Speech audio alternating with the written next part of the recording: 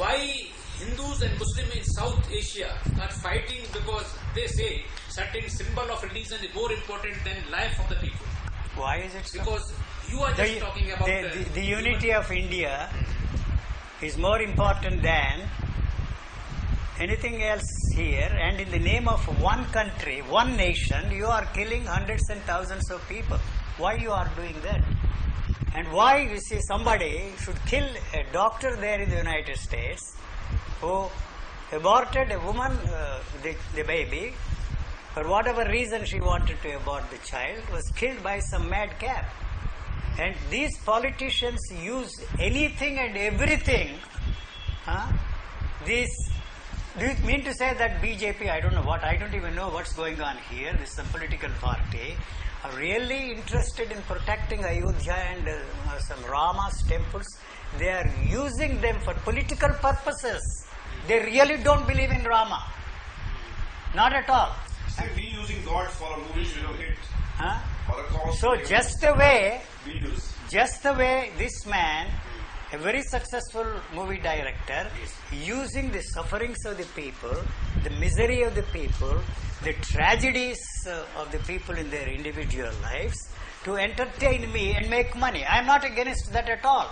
That's what I tell him most of the time. Please, for goodness sake, don't try to educate people. You entertain them. How are you going to entertain them? By using these slums there, how the people are suffering. That's what he is doing. I am not against that. I want to be entertained. I find some sympathetic chord in those people who are acting my role there. I don't know if I make myself clear. And giving them some hope at the end. Yes, he is making money fine.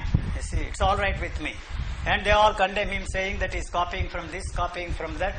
One of these days, the computers will find out the source of all your material, how you have modified that, how you have been very clever to place the words in different places.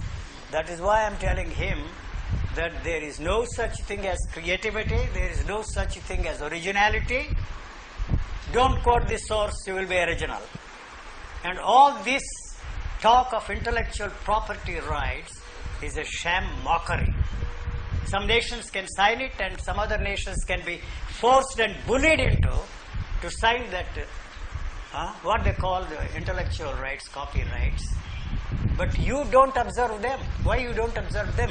Why you want to force them to sign all those things? What for? I know for certain that there is not one word which I can call my own, not one thought which I can call my own, not one experience which I can call my own. All of them are put in this computer. Nothing else. Nothing else. Everything is copied from somewhere or the other. Even the painters who are top painters in their field, if you ask them, are you not copying something that is there in the nature? They certainly admit. You see, they are like those people who look at those leaves. There are 4 leaves, small, tiny, weeny plants there. And they are looking for, they say that they just stumble into that kind of a thing. But actually and factually, they are looking to find that kind of a thing there and say, there it is. And they don't admit that they have always been looking for that particular thing to pick it up and show to everybody. In exactly the same way, the painter is always looking for some ideas, copying something and come up with, you see, the painting which he thinks it is something extraordinary and original. Only in nature you can find that it is not using anything as a model. When once the nature has perfected something, it throws it out and then starts all over again. But we are using models in every field of our human thought. I don't know if I make myself clear. I can understand what you say, that there is nothing uniqueness about individual. Nothing.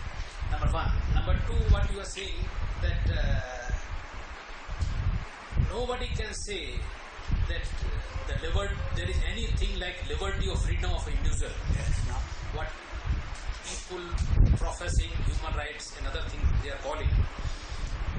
because scientific revolution has brought to this situation that everything can be put in computer and we are copying or we are stored there. They will find out Yes, one they will day find out also. that there is nothing original to my claims. Yes. So it's just like me robbing everything that belongs to every abundance that is there on this planet for myself and telling myself and others that I am here for a nobler and grander purpose than the mosquito, the female mosquito that is interested in your hemoglobin to perpetuate the continuity of the mosquitoes. We are no different.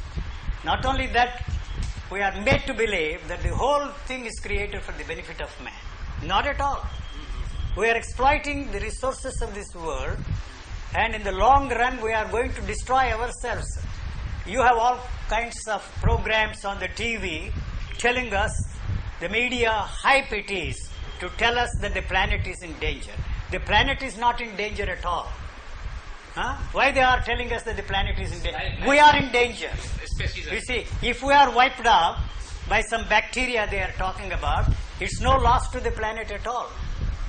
All these bodies, millions and millions of bodies, are useful only for one purpose, recycling them to increase the energy level in this universe. No other purpose. So take for instance, let me complete this, that if you take the plants and animal species on this planet, what we have today amongst the plants is 1 point of things that existed before. If you take animals into consideration, 0.5, or maybe it's the other way around, I don't know, I'm not for sure, of the animals that existed before. This sham mockery, I call it. Those people who are interested in, you see, the animals, the extinction of some particular kind of animals, it's all bosh and nonsense. They are not really interested in saving the animals at all. They want to use that to collect funds. It may sound very cynical, but the fact of the matter is that they want to exploit, telling us that they are interested to see that a particular animal is not extinct. So if the human species is completely wiped out totally, I'll be the first one to go. By the bacteria, nothing is lost for this planet. So they are telling us that the planet is in danger is a media hype, and we all fall for that kind of a thing. UGS, we are in midst of preparation for another conference in BC on women, which is discussing equality for women. We are discussing development and peace. Again, I am just telling you, this United Nations effort for last 10 years, starting from Rio conference on environment, came to population, then they came to human rights, and today they have finished social development issues. Now they are concentrating on women issue in relation to women's equality and their development and peace. And we are confronting the same situation. Social peace is a problem again. And we find that social institutions, they are saying in their declaration, in social, they want to defend social institutions like marriage and other things. And they say if women should participate equally. This is one thing. Number two, this is too much. I cannot follow you. I want to ask you one question. Are women really interested in that kind of a thing? Really? And why do they allow these commercials to exploit sex? I want to know. Why do they have to use sex and women to sell some salt, a substitute for the real salt? All these commercials. They are not allowing exploitation. Why are they using sex? They want to remove the taboo of sex. They say this is a natural thing. Why? And these directors are exhibiting those things. Why women allow that kind of a thing to go on? They're deliberately using it because Why the women also like that? I'm not blaming. I'm on their side. You see, why do they allow this kind of a thing to go on? That's all that I'm asking. because it sells, you see. Why talk of, you see? Sex sells. Everybody uses sex. Why don't you admit We that take one? the Pepsi Cola and all these things because we like the taste of the Pepsi Cola. Fine. Similarly, What chemicals they use To make that habit forming is anybody's guess. We use Why should they import? We use anything that makes us self-aware. That I understand. A movie must become a success. No. Why you sex, God? Listen? Why you are not honest enough to admit that I'm out to exploit everything that is available to me to achieve my ulterior goals? Privately we do, but, No. but in the interviews we have to pretend because pretension is the way of life. A whole bunch of those people who are interviewing you We have to pretend to them, otherwise they are cannot- jokers, a bunch of jokers. They have to make a living like you. Because the leader also pretends. Come on, they are using you. Huh? Don't you think that this communication people, and this includes film people also, Yes. and television people also, they are not interested for presenting any solution or anything because they don't have any solution. No, there is fact. What they are doing, they are exhibiting what are the realities. This is human, I don't say psychology, but human nature. And you have said already, Yes. okay, the dogma, religious institution, they cannot change. Listen, let me tell you something. This human nature you are talking about can never be changed through the use of anything that is available to us so far. Right? If really you are interested in changing the human beings into whatever you want them to be, it is possible only through the help of genetic engineering. I said this before, and I am always emphasizing this point of view. But at the same time, there is a danger in that. You see, they will hand over whatever they have discovered to the state, and the state will not hesitate to use them to make people do the things they want them to do. So there is no other way. I do not want to emphasize this point. All this is some sort of a neurological disorder in the human brain.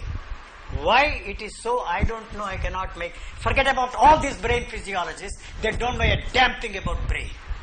They may not say that this fellow is talking some nonsense. It's all right with me. But they have never looked at a brain functioning exactly the way it is. You study the dead brains, or you use instruments, some scanning, I don't even know what they use. And whatever you see there is the projection of your own ideations and meditations on them. I've known people praising that meditation is something extraordinary. It is not the same that you experience when you take drugs. They show you all those readings. But what they are reading is what they are trying to impose on us, saying that that meditation is quite different from the taking drugs. So we are always seeing things as we want them to be. You want to see. That is why Not as they are. I am telling you one basic thing.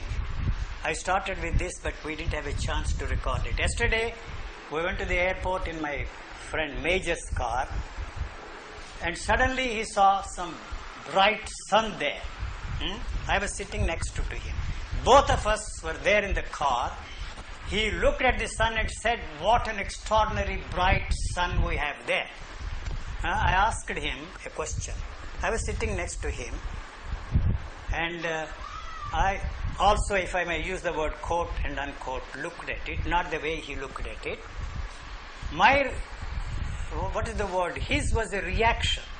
Mine was a physical response to the sun out there. So it was so bright that it would damage the eyes. Suddenly you close the eyelids and you don't see the sun. And this man's reaction was born out of his ideas about that. What a wonderful bright sun. So I will tell you something. No matter what these physicists tell us, physiologists tell us, the eye specialists tell us, you are sitting and looking at that tree. You see that the tree is flat and not round. They don't have the guts to brush aside totally and completely and wholly the idea of depth in that. You understand? There is no three-dimensional space at all. The physical eye cannot see three-dimensional space. It cannot see the space at all. So all this talk of horizon is absolute rubbish. So it is like that flat. You look at that San Francisco map there. The physical eye sees that exactly the way it is there, and not the depth, not the beauty, not the blue sky there. So all these people, so Einstein's theories must be thrown out. Don't talk of fourth dimension to me. Even third dimension does not exist to the physical seeing of things through the help of our eye. I don't care what they say. They may say that I am saying some nonsense, but one of these days they have to come to terms with it. What all we have read is absolute rubbish. They are not ready to accept. Somebody comes with some theory today and you award him a Nobel Prize. So whether it's a religious man Or or a a scientist or an artist, we all see Or a things. psychologist. We are all seeing things Yes, one as of the- we want them to be, not as they are. Yeah. One of the selling whatever we want. one of the psychologists is going to interview me there in California University. She's one of the top psychologists. Her name is Margaret Singer or something like that. She has expressed some wish to see me and record an interview. And she's publishing a magazine called Cultist Magazine or something. I am going to tell that lady, look lady, you are a cultist. There is nothing to your psychological approach to the human problems at all. Is she ready to swallow that? Not at all. I am going to tell a scientist, a top scientist, if he comes to see me, look buddy, don't talk all that nonsense to me. There is no such thing as space. There is no such thing as matter. There is no such thing as time. But what is called four-dimensional space-time continuum. Once a scientist visited me, and he talked in that strain to me. All these scientific theories which you are throwing out at people are no different from the metaphysicians coming out with those silly, idiotic stuff. You are not different. I will give you a crude example. I asked him, are you ready? You are about to make love to your wife or your girlfriend. If there is no space, what happens to your love making? He stopped in his tracks. What you are saying is true. Do you know what it means? He said, my whole scientific thinking collapses today. He admitted that. The psychologist comes and sees me, the top ones from different universities for their own reasons. I tell them, there is no such thing as mind at all. Your analysis is only paralyzing people. You are no different from the priest there who is listening to all the misery of these people, suggesting some prayers, asking them to do this, that and the other. How are you different from that?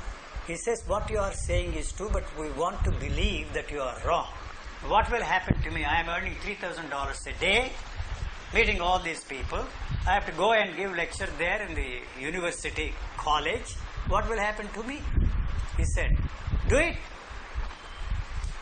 Don't tell me that you have the answers for the human problems at all. This analysis is paralyzing the people, you know. So I'm not impressed by, we admire science only because their discoveries have resulted in technology. We have that TV camera there, we have this Sony tape recorder here. This is all. And all this is not benefiting the common man. I'm not a communist, I don't give a damn for communism. When I visited Russia, I knew that it was a nation of slaves and that the whole nation would collapse. Not that I was a prophet or anything. I watched what was happening there. China is different. We don't want to go into that at all. So you don't see any light at the end of the tunnel. You see inside tunnel at the end of the light. You don't see any light at the end of the tunnel. There is no tunnel there. You imagine that you are in a tunnel. 21st century, there is, as we talking It about. is not, you may say that I am pessimistic, but next century is not going to be any better. If we survive for another 100 years, that is doubtful. I am no prophet. Even if the world is destroyed, there isn't going to be any paradise on this planet, just the way all these the priests are talking about. Jehovah's Witnesses are saying it's going to be a wonderful planet. Sorry. Ask me a single question, sir. And According to the social development yeah. if you imagine that a particular thing means all the individuals who are the richer persons, if they give up their all the wealth to the poorer persons, is there be going to be social development? Not at all. You see, that giving up things is the result of the guilt of the people who have stolen everything that belongs to everybody. Charity is one of the most vicious, vulgar, self-centered activity on the part of these people who give charity. You can start an institution like Mother Teresa and collect millions and millions of rupees. Build tremendous institutions saying that she is helping people. And she can get a Nobel Peace Prize, but ultimately she will leave behind only a real estate, and people will fight for a share in that real estate. I know it is easy for you to put the label on me and call me a cynic. Not at all. A cynic's feet are very firmly fixed on this planet, more than anybody else.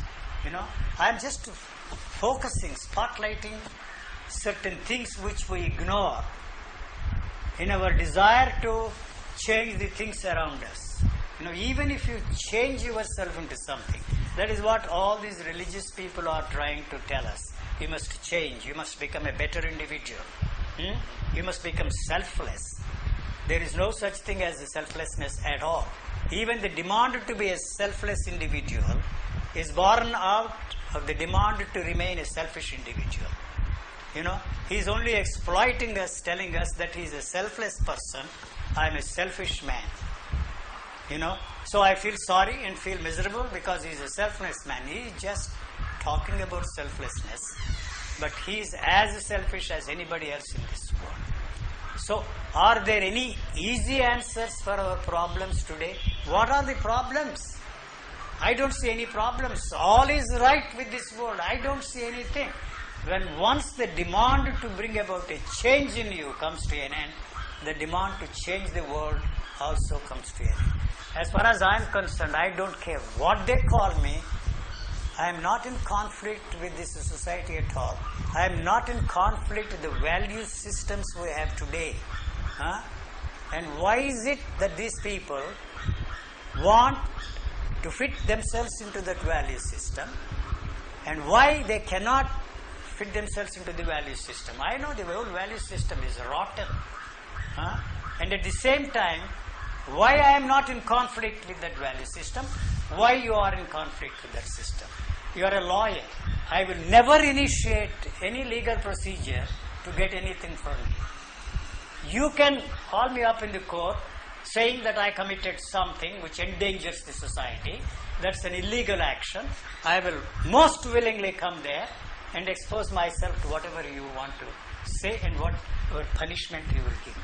So ignorance is no excuse. Ignorance of law is no excuse for anybody. You mean to say that regulation or regulating society through moral principles which are enforced by law? What is law? Law sometimes retain few moral principles enforced through law, police, state. Yes. You mean to say that there can be society of people. I say why I am using society include people also, but I say society of the people, where there are no moral principles, no laws which includes moral principles, no enforcement of the state. State used to enforce through force only. What do you mean? The living organism, and human body is a living organism like any other organism on this planet. It is in perfect harmony. You see, this organism's survival depends upon the survival of the organism that is living on this body and also the life around it. You understand? So, let me tell you one thing, that all the members of my family except two, both on my father's side and mother's side, are lawyers. I come from a family of lawyers. I was the first one to break this great tradition of lawyers. And I'll give you an instance. I don't know if it is going too far. My grandfather, mother's father, was a very successful lawyer in Andhra Pradesh. Top one in Gudivada. He lived there in Gudivada. And I, as a little boy, discovered that everything I want is what they wanted me to want. I want money, and I don't want to depend upon them, and they are the only source for me. I was a young boy, 7, 8, I don't remember, and he's using that to control me, either by denying that money or giving the money to me, what I wanted. I didn't like that kind of a relationship with the source of my money, you know. So then I asked him one day, I am going to take some money from your chest of drawers. Don't call me a thief. You see, you know. So he said, you cannot do it. And he locked up his drawer. And the next day, a boy of 9 years old went to a locksmith and had a duplicate key made and presented him with this duplicate key. You know, he looked at me and he said, I see a lot of criminal tendencies in you. Huh? We haven't had any criminal lawyer in our family. We all have been very successful civil lawyers. I see some criminal tendencies in you. If one wants to be a success as a criminal lawyer, he must also be a criminal. You know. And then I told him, look here. He said, I don't have to use this duplicate key. And he said, all right, you take whatever money you want and leave a note there saying how much you have taken. So, you see, the law is invented by us. You see, I found that all the lawyers in my family were crooks. I'm sorry. There may be some exceptions. When I discovered this, I didn't want to be a lawyer at all. So you are talking of moral codes of conduct. The religious people... The law is nothing but moral principles. Extension, the warty outgrowth of the failed moral codes of conduct. Or social engineering. Law is social engineering. I don't want to use high-sounding words and phrases because the religious man put a policeman inside of you.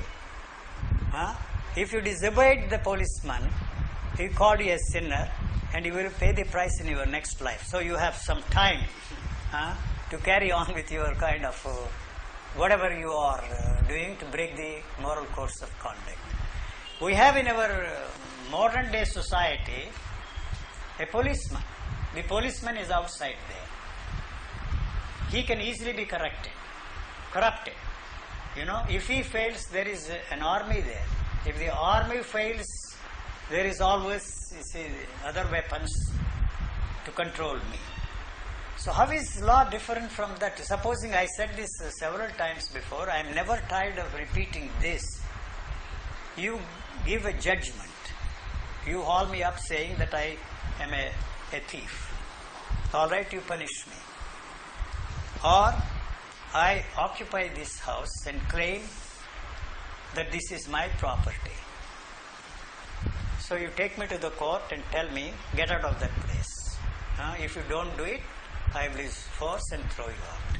So ultimately, it is the force that we have to use to control people, to make them do the things we want them to do the way we want them to do. So how is this different? I am not against the legal codes of conduct. I know a lot more about them than most people do because I grew up in a family of lawyers. You know. So what do we do with this? Why are we so concerned about the legal institutions? Tell me. Why the judge's decision based upon the precedents is something extraordinary? These are all clever bastards, I'm sorry, trying to prove that he's more intelligent than the adversaries there. I'm not against that law or any such thing. You mean to say that nothing like independence of judiciary, or you mean judiciary is not so important institution? Yes, not at all. Keep people at peace, yes, at harmony. Yes.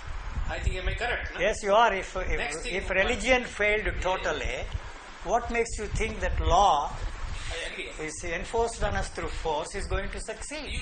This is my experience of 24 years. Yes. I am in practice, right from district court, taluka courts to Supreme Court I have appeared. And fortunately, unfortunately, I am president of one regional organization of Asia Pacific region. I have full agreement with you that this whole judicial institution or legal institution or legislature is nothing but a farce. Farce it is. And it has not achieved anything. Yeah, we give some dignity to it and make it sacrosanct what religion has failed to achieve. Correct. And this is always your decisions, your judgments are backed by force. No? Yeah, correct. Yes. And No. I agree with you this thing Similarly, So such society is a pluralistic society, is enforcing certain things on individuals. Similarly, the state through judiciary or enforcing this machinery Yes. is using judiciary also Yes. for enforcing certain things which they think they are. No, we have invented another institution to control people. Huh? So, this is all created by those people who ganged up together and interpret law in their favor, not in my favor. Do they? Yeah.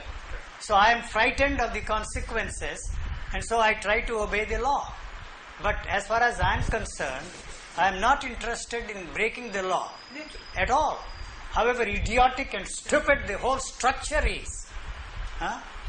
So what do we do in such a situation? There is a UG in the same our discussion. I have heard some philosophers speaking or social scientists speaking about compassion. Is there anything like compassion which brings society together or nature together or environment together, or it is a very natural nature of a person? Do you think like that? No is my emphatic answer. No. Then I will not go further. Force is the only thing that make people to do the things the way we want them to do. Now, So that is why anytime any people come to see me to discuss their personal problems, I never discuss personal problems at all, because they don't want any solutions for their problems. They want to hear me, hear them to their sob stories. I tell them, look, the situation as I see it is simply this. There is no such thing as our way. Your way or my way. There is no such thing as our way. So in such a situation, one has to compromise and go along with the way of the other person involved in my relationship. naturally. You remember when Gandhi talked of, the inner voice. Inner voice dictated me to start this movement, non-violent movement. And all his non-violent movements ended up in violence. You like it or not. It happened. History. It happened. That is history. You see, I am not interpreting anything. I am just mentioning the way all his movements ended up. And then he said, I committed an Himalayan blunder. A few months after, he started another thing. And people asked him, why you are doing the same thing? This time also is the same inner voice speaking to you to start another movement? He said, life is a series of compromises. He was a very clever fellow, you see. And so that is the way, you see, they force these things on us, and they exploit the gullibility and credulity of the people. Whether it is a religious man, or a politician, or a psychologist, or a scientist, or a doctor. You see, the doctors may not like what I am going to say now. I always say that, look here, the modern is the medicine is nothing but a warty outgrowth of the witchcraft, and the doctors we have in our midst today are nothing but witches, modern day witches. They are not ready to listen to that, and they tell you that this fellow is talking some gibberish. But it is not gibberish. All this medication that you are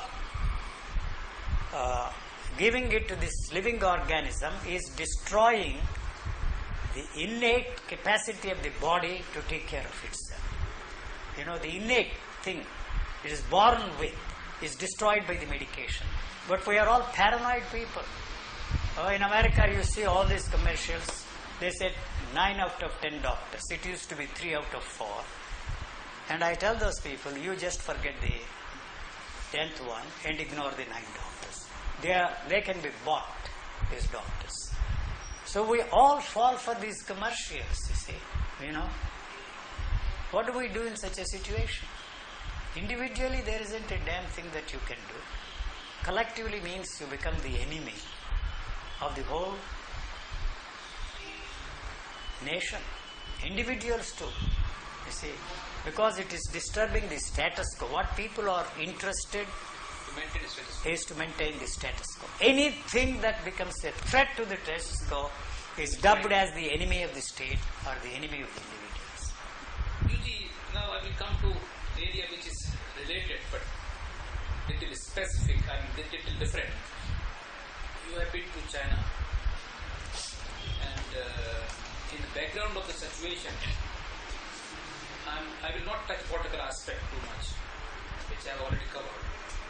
That United States, West European countries, developing countries, and remaining countries, they all are looking to China for 2-3 reasons, like its population, its size, its culture, whatever you call culture, means traditions or whatever you call it, their way of living or whatever, and the economic progress and their way of thinking.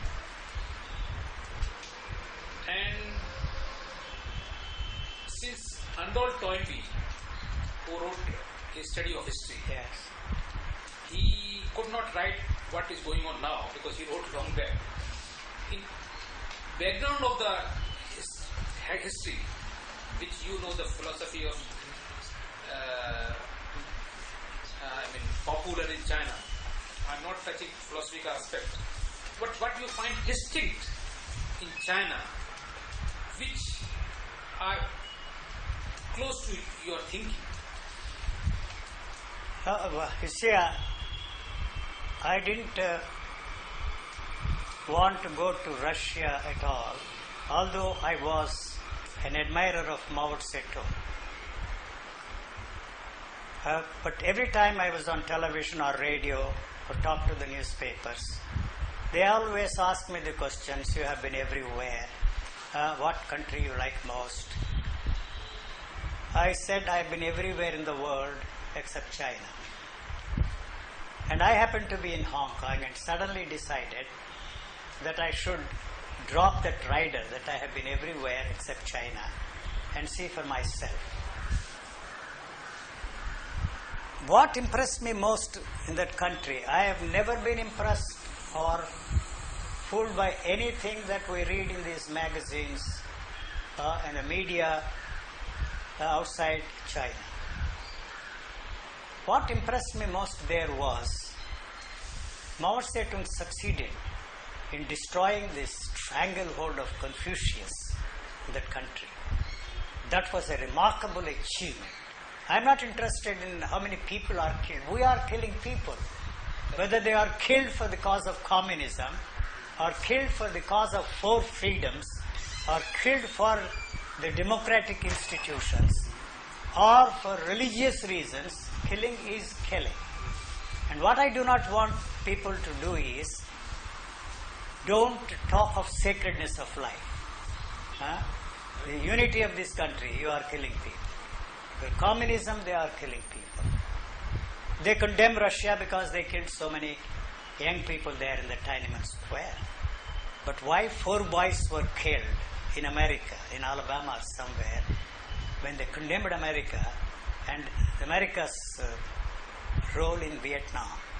So whether you kill 4 or 4,000 or 4 million, it really doesn't impress me at all.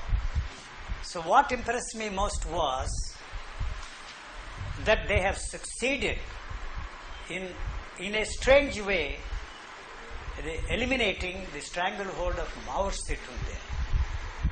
I don't know if you don't find Mao Zedong's photos anywhere except in that square, and some old taxi drivers still have his photo on their dashboards. That impressed me most. And another thing is, I'm not interested in any political system, in any religious stuff that they are dishing out, as long as people are not fed and clothed and sheltered. Yes. I'm not impressed by anything they are telling me. At least to that extent, communistic systems succeeded in feeding them. At what cost is a different matter. You may think that they killed so many people, Stalin killed so many people. That doesn't impress me at all. We have no right either for humanitarian reasons or for religious reasons or any reason that you can come up with to allow a person to starve and deny him the basic things, shelter and clothing. I'm not impressed by anything else. So how you are going to achieve that goal? We have been brainwashed to believe that they are going to achieve this goal. When one generation is finished here in this country, and they are all on the increase today, and you are giving me all the statistical figures, you have opened the door to let market economy or whatever, I'm not even familiar with those phrases, into this country. But it is not going to be any different at all. You always say that you are pessimistic, you are this, that and the other. That's an easy way out for the people. Instead of looking at what I am trying to focus. So I am only interested in focusing certain things. I am not swayed by anything they say about their solutions. They are offering to change the whole face of the earth. It has not succeeded so far, and I have no illusions that they are going to succeed in the next century. You can call me, put a label on me, a pessimist, but basically, essentially and fundamentally, whatever they are saying, through any instrument they are coming up, is going to change the face of the earth. In morning you spoke one subject about marriage institution, what you observe in China. Number two, you spoke that Chinese way of life is different than other developing countries, because China is also part of developing countries, and it has a long, whatever you call, religious heritage or cultural heritage, whatever. But how it is able to not respecting social institutions like marriage there, I find most of the Asian countries are recognizing and making it legal also, or constitutional, religious principles, religious dogmas, including marriage institution. How they were able to overcome this situation? You find anything due to communist system they were able to achieve this thing, or any other reason? It is not the communist system or democratic institutions that are involved in dealing with this age-old institution of marriage. Have they succeeded in the Western nations? Not at all. So as I always maintain that it is